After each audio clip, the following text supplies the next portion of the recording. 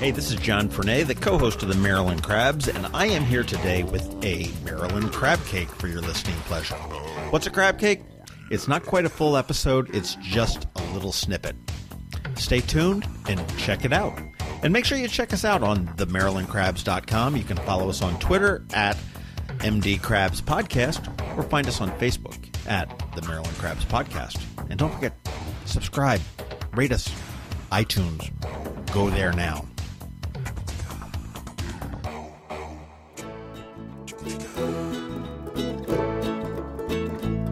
A good hat, a good dog, a good boat. Where will these parting words, that's all he wrote. Said, you boys, you listen to me. All you need is just these three. We're here at the Boatyard Bar and Grill on a way too early of a morning on a... Oh, it's before the crack of noon. Nothing happens good here in Eastport before the crack of noon. That's why you hear the echo, and we can like play football in here because there's nobody in. But I am here with Kevin Brooks, who is I don't know whether you're the unofficial or the official, but you're kind of definitely one of the mayors of Eastport and Annapolis. Very kind of you to say. Fixture, I don't know. We'll find out if you are a native Annapolitan or not. Close. But anybody who's listening to this may not necessarily know you by name, but they certainly know you, which is probably not a bad way to go through life. Well, my mom said you have to be very careful what I do because people will recognize me even as far away as Sioux Falls, South Dakota airport. Someone asked me about my good hat, my good dog, and good boat. And so, yes, when you're around as long as the Oyster Boys have been, people do recognize you, and they may not know the backstory and my full name, et cetera, but that's okay. I don't mind. Okay, well, threw it out there. The Easter Boys, the Easter Boys. That's been mangled in more languages than this. There's the Eastport Oyster Boys. You got it. And you've been around for 25? Well, we're working on 25. Will be next year, so the 24th we're in it right now, and yeah, we look forward to a celebration of all things Oyster Boyish in 2000. I guess it's 2020 is really the 25th anniversary of us. So we're working our way that way. So where did the Eastport Oyster Boys come from? It's been a dream. Most musicians enjoy, performing, being out in front of the audience, and they sing songs of love, and of tears and of loss, and that's a great market for that. But what the Oyster Boys were invented to do back in 1995, back in the last millennia, way back in the last century, was to celebrate this place we call home, Eastport, Annapolis, Chesapeake Bay. So that's where the genesis came. And when Jeff Holland and I started the band back in 1995, the whole idea was to sing original songs about a place that's worth singing about, and that's Eastport, Annapolis, Chesapeake Bay, and share the love we have for it. That was the mission of the Oyster Boys, and it still is. Well, it really is. Now, you are the founder, co-founder. Co-founder, yeah. And it was you and Jeff Holland, right? Who has since moved on, but he does come back periodically. We always have a cold microphone and a warm beer for Jeff whenever he shows up for a benefit every once in a while. That's fantastic. And you always bring a party wherever you go. And I think that you can't help but smile. You can't help but laugh. Wow. You can't help but dance. And very few bands that I see, you look at and you go, okay, you may not have the major record recording album. You're not at the Grammys on stage, but you know what? Damn it all, they're having fun. Well, thanks. And if it wasn't fun, we wouldn't do it. But what cannot not be fun about seeing in a place like Eastport? Where you're known not by your house and your car like those folks in downtown Westport, as we call it. I mean, historical right. Annapolis. You're known by, like I said, you're known by the company you keep. What kind of dog you have. And not the car, but what kind of boat you're moving around in, and most importantly is how you style and what's your aspirations of life. What kind of hat are you wearing? Is it a Mount Gay hat? Is it a good hat from years ago, favorite bar or someplace? And those are the important things. I'm starting to sound a little bit like an old fart, but as the welcome to the club. But as you move on, I mean that. Honestly, I jokingly sit there and say, well, those are the important things, but the car and the house and the job and everything else is really, in the end, sort of inconsequential. That's stuff. You know, life is not made of stuff. It's made of experience and living that passion, living that dream that we all want to do. And Eastport's made for that, you know. This is we attract people that want to come here to be a little alternative and want to be a little bit out of the mainstream. It's always been that way here in Eastport. Define Eastport. Where does it begin and end geographically? Oh, geographically. See, now you're going to piss off a lot of... Well, no. Eastport, and especially the Maritime Republic, is more a lifestyle choice as opposed to a geographic destination. And we in the Maritime Republic, the Founding Fathers, did give the Maritime Republic councils ability and permission to annex any place they wish. So, you know, if you live on the other side of Forest Drive, it's 21403. That's technically Eastport. But if you live in Galesville, we can make a little piece of MRE in Galesville because it really fits. Same thing with the Eastern Shore. Same thing with Ireland. Same thing with Nova Scotia, Estonia. We've made Maritime Republic annexes in those communities and those countries for now 2.5 decades. You talk about the Maritime Republic as if that's I don't want to say legitimate, because it is perfectly legitimate, but if it is a recognized entity. It is. Let's tell the backstory. I know the backstory, which I think is just absolutely fascinating, but where did it come from? Again, way back in the last millennium, way back in the last century, I repeat myself, Eastport has always been kind of struggling as the ugly stepchild to downtown historical Annapolis. And that attitude kind of festered for a while. We were annexed against our will back in the early 50s. Eastport was a proud, independent community. We're sitting here at the Boatyard Bar and Grill, which actually was the police station back in the 40s. So how the MRE started was back in 1998 when the State Highway Administration was closing the Eastport Bridge unannounced, without very much warning, for about 3 to 4 weeks. Right smack in the hardest time of winter for the businesses here in Eastport to make it through. They need that traffic to get through the hard winters.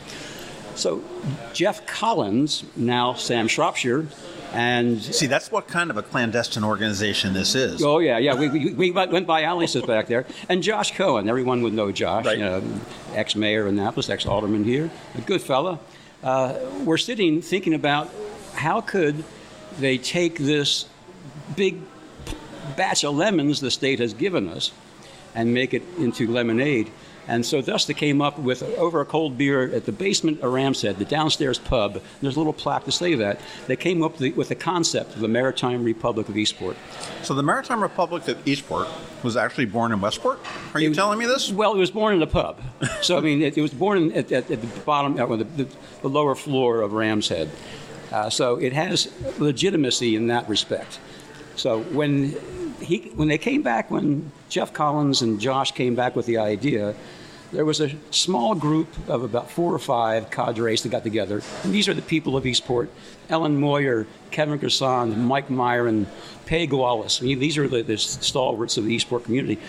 And that small cadre turned in to the next week of a cadre of 12. And then the week after that, it was 25. And by the third week we were talking about this, we had 30 to 40 people that said, I want to play with the Maritime Republic and let's celebrate this. And that's where the spirit came from, and it was captured. And yes, the Maritime Republic is a 501c3 organization. So it's legitimate, and it plays by all the rules. And the concept was to basically support the local businesses as the bridge was closed, and to bring attention to, hey, we're here, we're alive, we need your help, go around the long way. That's very much so. And so it was help. Economically was the first mission, but the general spirit and the excitement overtook the economic benefit. And quite frankly, I think that the economic benefit has probably outperformed any expectations that we would have about bringing business to Eastport, which is good, but also brought a lot of attention to Eastport, which is bad. It made a little sleepy little section of Annapolis into a little bit more awake. We kind of sped up the gentrification process a little bit. So that's the unintended consequence, as you say. But the spirit's still strong, and you can tell the MRE is going. This is their 20th year. Look at what the MRE does. Just some of the events that are some of the hysterical ones. Okay, first of all, you've got Eastport Rockin', which has been around forever. It's a great little block party, and it's not so little anymore. It's several thousand people with 38 bands, and it's usually always in June. Yep. You have the .05K bridge run. The official strenuous physical. This is our big thing for the spring. The .05K race, which you don't know, starts at the Westport side of the Eastport Bridge and finishes up on the Eastport side with continuation to the Boatyard and Davis's, et cetera, et cetera. Right. And I think it's impressive that long after that race was established, they decided to come up with that silly Bay Bridge run. That 10K thing. There's a lot of copycats out there. There's a lot of people following in our footsteps instead. You were a front runner. You look at the tug of war. Oh, the tug of war. Well, the short story behind the tug of war was Dean Johnson was mayor at the time of downtown Westport at Indianapolis, and Premier Jeff Collins challenged Mayor Johnson to a tug of war. And we on the committee thought they meant across the Eastport Bridge. Well, that's doable. We could do that. Shut down the bridge for an hour and have a tug of war. But Jeff Collins said, no, across the harbor. And we said, that's almost impossible. Give us 6 weeks. And within a few weeks, we had actually engineered all the telemetry we needed for that. Actually, rocket scientists from Goddard Space Flight who lived in Eastport helped do all the tension, this and that.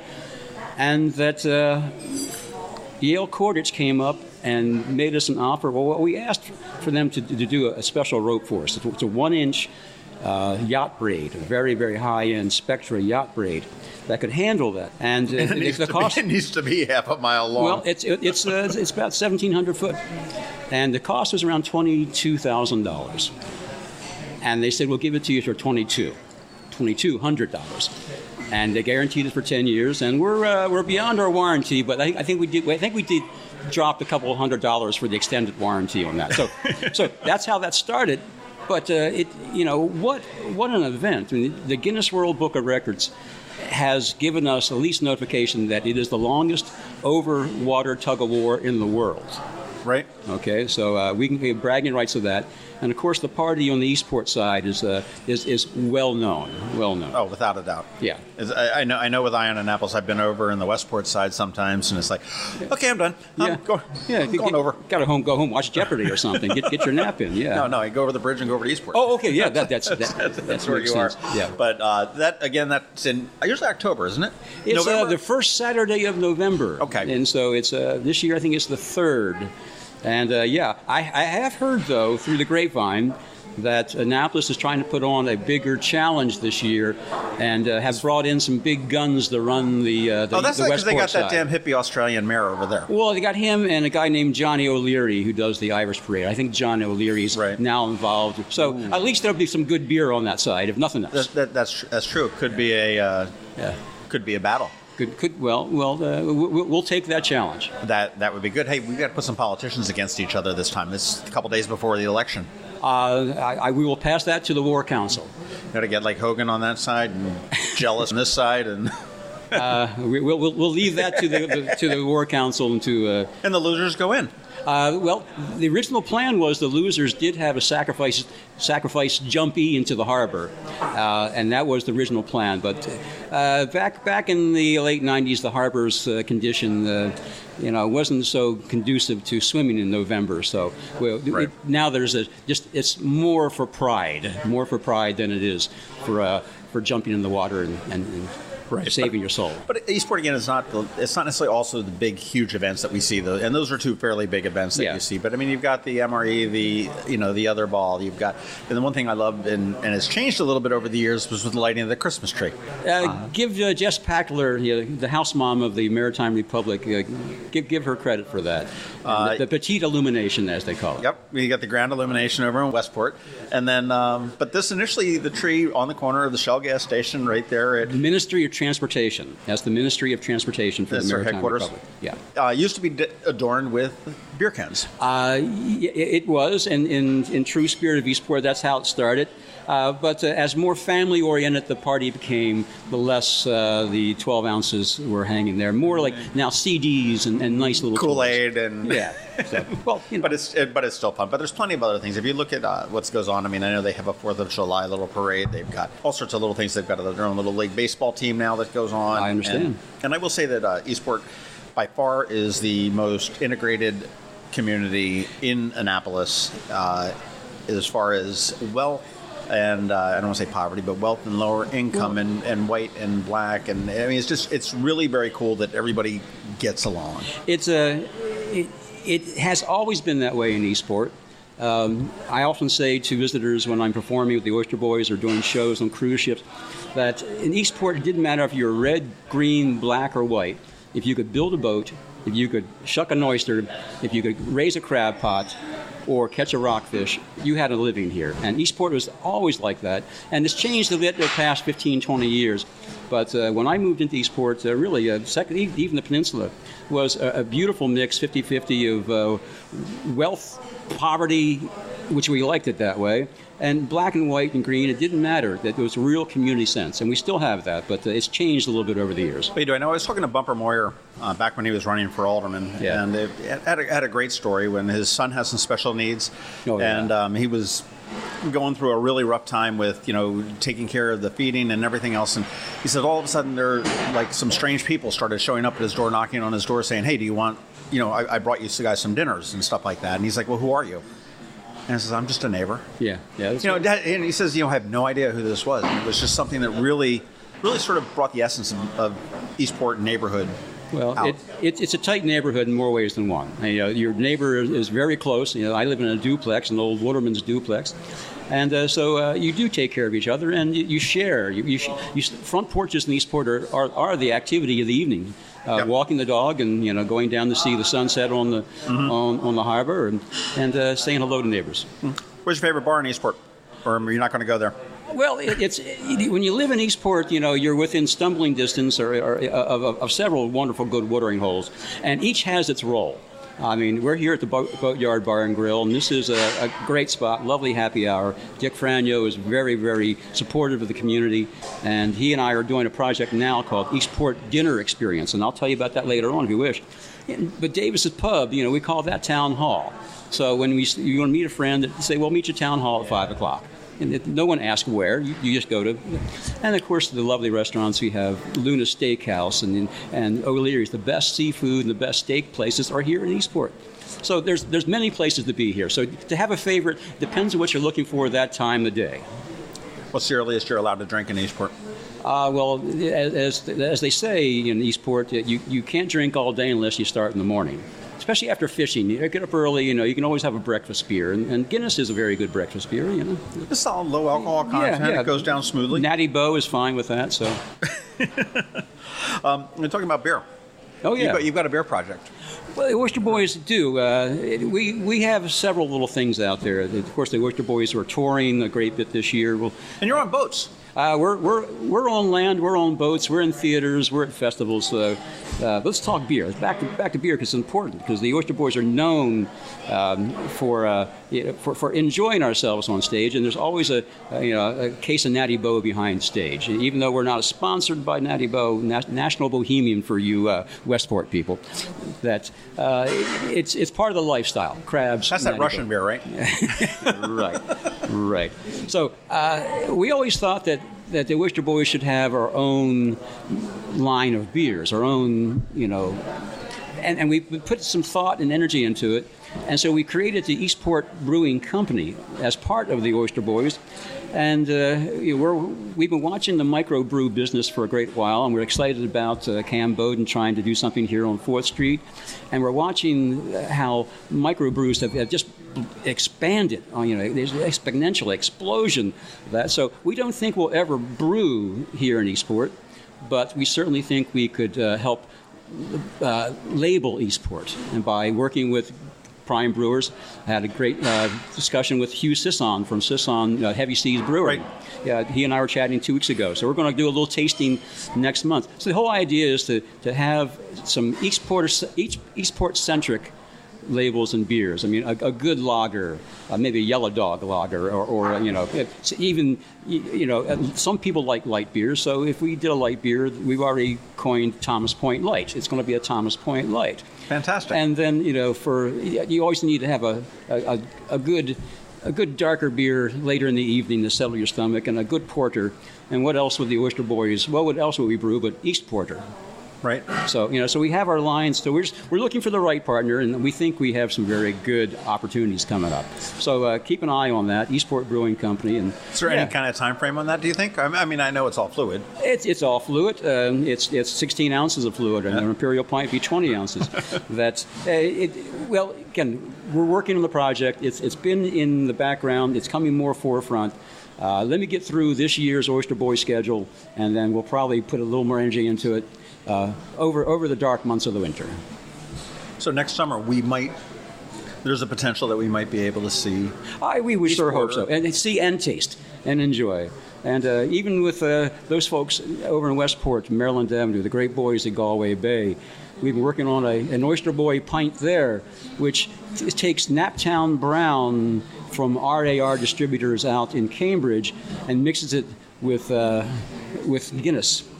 And that becomes an Oyster Boy. So sometime this fall, we'll have a celebration at Galway Bay of announcing the Oyster Boy pint, and Oyster Boys have written a song about that as well. A new original? And we have lots of new stuff that you got to come out over the next couple of months and hear some of the new material. It's also difficult. Eastport Oyster Boys are tough to see the next couple of months and that's one thing I love about the Eastport Oyster Boys is because I can't go to Middleton's on Monday night and see you every Monday night, and I can't go to Acme and see you every Wednesday night, and Stan and Joe's on Saturdays for whatever it is. You guys are, I don't want to say rare, but you're sort of few and far between. Well, we try to focus our energies and attention on places that we can share not only our music, but you got to hear the words of the Oyster Boys. The words are as important as anything else because they're explaining life here in the Eastport and Maritime Republic. Fishing, sailing, crabbing, boats, pretty women, dogs, beer, the whole bit. So we too do tend to focus on festivals. We do a lot of private shows for visiting officials. We've played for the Joint Chiefs of Staff. We played for President Jimmy Carter. We have performed, for international delegations. So festivals, Eastport Rockin', Tug of War. We'll be at Maryland Hall this summer with the Annapolis Symphony String Ensemble. That'd be a great night. It's in their summer concert series? That's their summer concert series. So we prefer to have a venue that we can come, show, share, and be home by 9 o'clock. When other bands are loading in, because we are old, we're on the way home when most bands are loading in. Most of us have come through. Most of the Oyster Boys, Andy Fagley, Mike Lang, Tom Gay, myself, have played in the music scene for decades, and we have done the late night bar thing. But we have matured since that in more ways than one, and we like being home by 9:30, 10 o'clock. That's not a bad thing. Who do you like locally? What local bands are you grooving on? It's Annapolis has always been a magnet for talented musicians and artists. This goes back to colonial days, no question about it. I think right now the music quality we have in Eastport and Annapolis is second to none. I mean, we're a mini Austin. We really have guys like Pressing Strings, Jordan and the boys in Pressing Strings, just phenomenal singer-songwriters and a new sound. Of course, you have Paul Reed Smith. The guys have been around for a decade or three, and just phenomenal music. Timmy Metz, I think he's a phenomenal musician and can cover many genres. So it goes on, and of course, friends like Dublin Five. I mean, it's a national class band living and playing here in Eastport. Right. And then the Oyster Boys, we try to fit in wherever we can with that. I've been playing in town. This is going to show my age. The first gig I ever did in town was at Marmaduke's in 1972. Okay, now Marmaduke's was gone when I moved into town, and that is and I always get it confused. Where we are now at the Boatyard was Patton's, correct? That's correct. And Marmaduke's was where Ruth's Chris is? That's true. Marmaduke's, if you don't know Marmaduke's story, it was the real, true international sailors bar. And the Boatyard has done a great job in following in the footsteps. And give Dick and the folks here credit for that. But Marmaduke's was where the sailors went, and you could hear accents from all over the world there, while you're drinking your Natty Boh and having a good cheeseburger.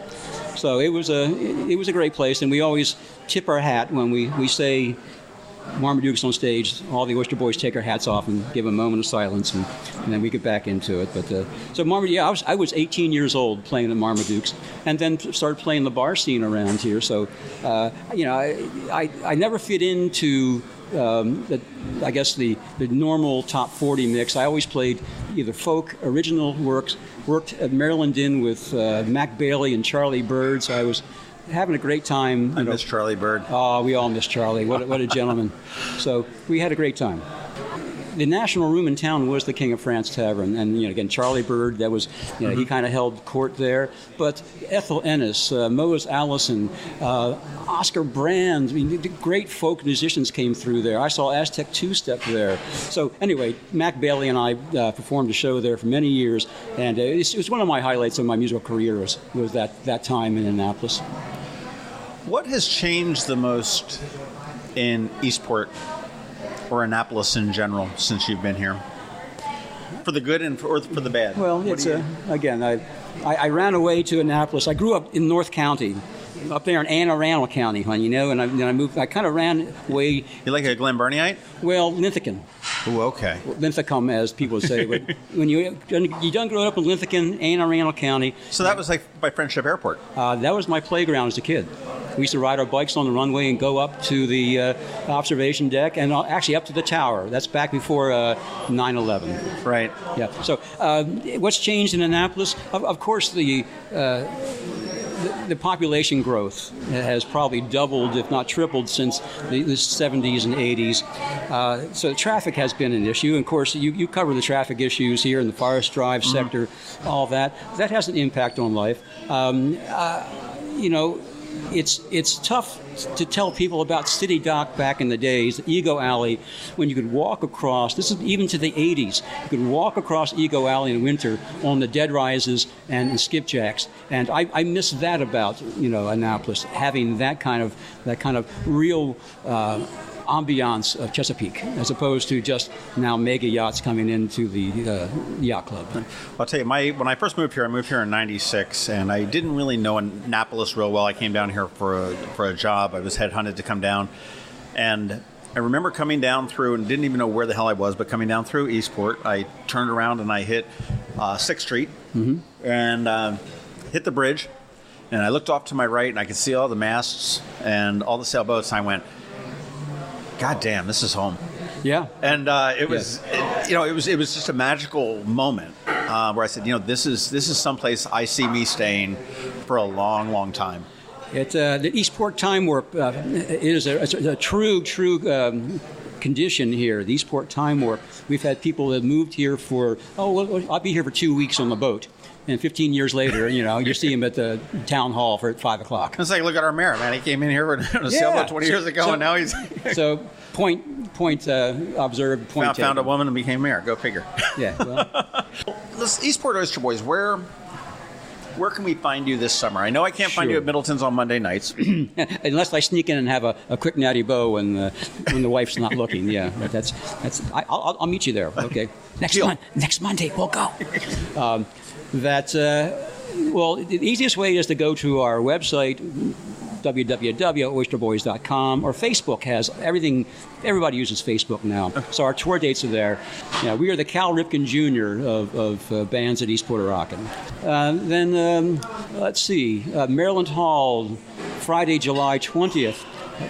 Beautiful Maryland Hall, and again we'll have the great honor to be accompanied by the Annapolis Symphony Orchestra String Ensemble for some of our original tunes. You know what I love? I love when bands of different genres, and I don't know that that's necessarily the right word, mix it up. Oh, yeah. You know, I've seen rock bands jam with like the Austrian Symphony. Yeah. And it's just beautiful where they can do it because everybody digs it. Oh, because, yeah. you know, the rock and rollers and the guitar players and the trombone players are going, you know, the jazzy guys are going, okay, this is cool. And I can totally respect the classy guys that are playing the oboes and it's a meeting of worlds. When the EOBs and the ASO got together last year, we thought time and space might stop, you know, but actually we laughed on stage, we smiled, and it's an honor to play with that caliber of musician, you know, that the Symphony Orchestra has. So we're there with smiles and also a little bit of humility, but great honor to be with them.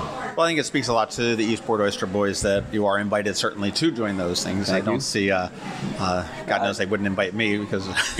Well, come on backstage. We'll have you keep mics away from me as far as my singing voice. I don't... my rule of singing is karaoke only, but only when I'm 500 miles out of my home zip code. And we appreciate that.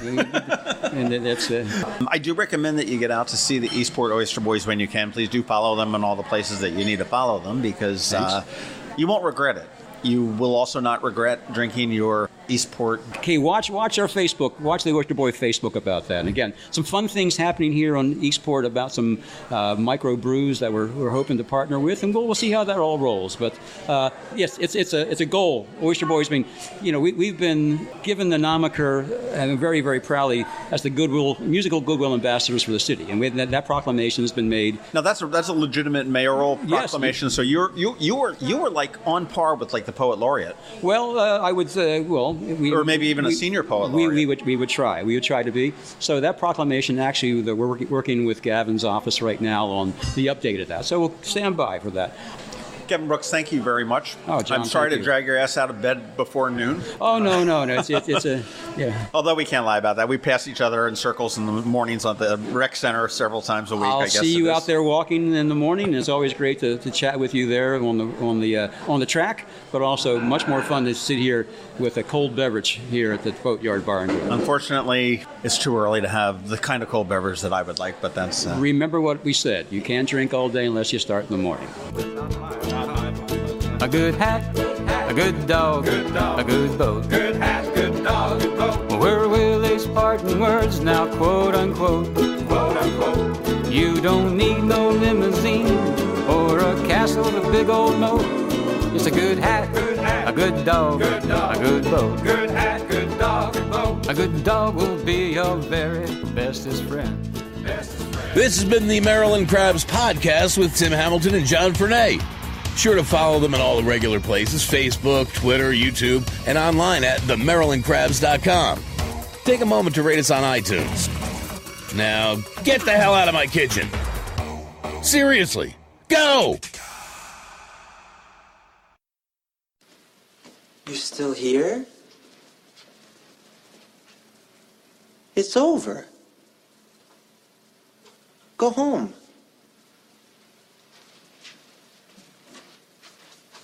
Go.